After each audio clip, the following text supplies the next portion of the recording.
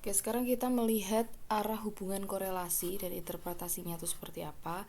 Jadi koefisien korelasi tadi kan lambangnya itu adalah R.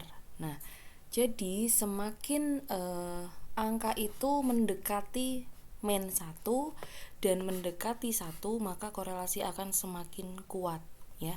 Tetapi ketika angka yang dihasilkan dari hasil korelasi itu mendekati 0, maka itu artinya adalah semakin lemah ya. Jadi ketika nilainya min 0,70. Nah, ini kan mendekati 1. Maka itu artinya adalah semakin kuat, atau ketika hasilnya adalah 0,95. Nah, itu juga mendekati 1, maka korelasinya itu semakin kuat. Nah, di sini ada korelasi negatif, yaitu ketika X naik maka Y turun. Ketika variabel independennya naik, Y-nya turun. Itu disebut dengan korelasi negatif. Tetapi ketika X-nya naik, Y-nya ikut naik. Begitupun juga sebaliknya, ketika X-nya turun maka Y juga akan mengalami penurunan. Itu disebut dengan korelasi positif. Nah, interpretasinya adalah jika R sama dengan 1 dan min 1 atau mendekati 1 dan min 1. Nah, yang dimaksud tuh di sini ketika R semakin ke sini ya, mendekati minus 1 dan semakin ke kanan mendekati 1, maka hubungan X dan Y itu sangat kuat. Nah, tetapi ketika R sama dengan 0 atau mendekati 0, maka hubungan X dan Y sangat lemah atau bisa dikatakan tidak ada hubungan. Dan jika nilai R positif, artinya kenaikan X pada umumnya diikuti oleh kenaikan Y. Begitupun sebaliknya, penurunan X diikuti oleh penurunan variabel Y. Tapi jika R negatif atau korelasi negatif, artinya kenaikan X biasanya diikuti oleh penurunan nilai Y atau sebaliknya. Nah, seperti ini. Contohnya adalah jika R 0,43. 0,43 itu kita anggap saja letaknya di sini. 0,43 ya. Dengan R-nya min 0,89. Min 0,89 adalah di sini. Nah, mana yang lebih kuat pengaruhnya? Nah, tentu lebih kuat yang min 0,89 karena dia lebih mendekati ke arah min 1. Di sini ada rumus koefisien korelasi, ini adalah rumus Pearson. R sama dengan N dikali sigma XY dikurangi sigma X kali sigma Y. Kemudian dibagi dengan akar N kali sigma X kuadrat. Nah, dikurangi sigma X dikuadratkan. Di sini jangan sampai salah, jangan sampai tertukar. Ini adalah sigma X kuadratnya baru dikurangi sigma X dikuadratkan, ya. Dikali akar N kali sigma Y kuadrat dikurangi sigma Y dikuadratkan. Y adalah variabel dependennya, X variabel independen, N adalah jumlah observasi, dan R adalah koefisien korelasi. Kemudian kita mengenal yang namanya koefisien determinasi atau KP. Ini adalah metode untuk mengetahui besarnya sumbangan atau kontribusi dari X terhadap naik turunnya nilai Y.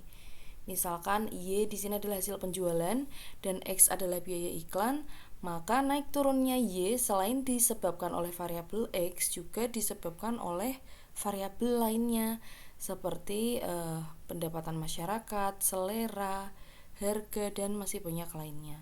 Rumusnya adalah R square. Nah, di sini adalah contoh soalnya. Ya, untuk variabel X-nya ini adalah kita asumsikan kenaikan biaya iklan, dan untuk variabel Y-nya adalah kenaikan hasil penjualan. Di sini ada beberapa data dan kita diminta untuk menghitung koefisien korelasi atau R dan koefisien determinasinya atau R square. Kemudian diminta untuk menjelaskan artinya. Nah, jawabannya adalah seperti ini. Ini adalah kolom-kolom yang kita perlukan, yang kita perlu buat untuk menjawab dan menghitung nilai R dan R square. Yang pertama kita perlu membuat yang namanya kolom X kuadrat, Y kuadrat, dan XY. X kuadrat ya, ini didapatkan dari nilai X dikuadratkan ya. Ini tadi adalah data yang ada di awal. Nah, data X kita masukkan saja 12467. Untuk kolom Y juga sama, ini data dari kenaikan hasil penjualan atau variabel Y. Nah, kemudian untuk menghitung X kuadrat, ya 1 dikuadratkan hasilnya 1, 2 kuadrat, 4 kuadrat, 16, dan seterusnya. Kemudian untuk nilai kolom Y2 ini juga sama ya. Nilai yang ada di kolom Y dikuadratkan semua, 3 kuadrat 9, 5 kuadrat 25, dan seterusnya. Baru kita bikin kolom X kali Y atau XY. 1 dikali 3, 1 kali 3, 3, 2 kali 5, 10, 4 kali 7, 28, dan seterusnya. Nah, ketika kita sudah selesai membuat kolom-kolom ini, baru kita jumlahkan ya. Kita buat sigma. Sigma X berapa? 20, yaitu dari 1 tambah 2 tambah 4 tambah 6 tambah 7. Sigma Y 33, dari 3 tambah 5 ditambah 7 tambah 8 tambah 10, dan seterusnya ya. Ini nanti dinamakan sigma X, sigma Y, sigma X kuadrat, sigma Y kuadrat, dan sigma XY. Ini akan memudahkan kita dalam memasukkan angka-angka ini ke dalam rumus. Nah, ini ya. Rumusnya tadi kan adalah R sama dengan N kali sigma XY. Kita lihat sigma XY-nya berapa? 159 ya. Ini sigma XY. Sudah N-nya. N-nya ada berapa? Dihitung 1, 2, 3, 4, 5. N-nya ada 5. N adalah jumlah data atau jumlah pengukurannya. Berarti 5 dikali 159 dikurangi sigma X kali sigma Y. Sigma X-nya 20, sigma Y-nya 33. Nah, sudah benar. Dibagi dengan akar N. N-nya tadi 5. Sigma X kuadrat. Nah, kita lihat kalau yang 20 tadi ini kan sigma X. Kalau sigma X kuadrat kita lihat ada 106. Oh, ini sigma X kuadrat. Jadi 5 dikali 106 dikurangi sigma X dikuadratkan. Sigma X-nya tadi 20, baru dikuadratkan, dikali N-nya 5.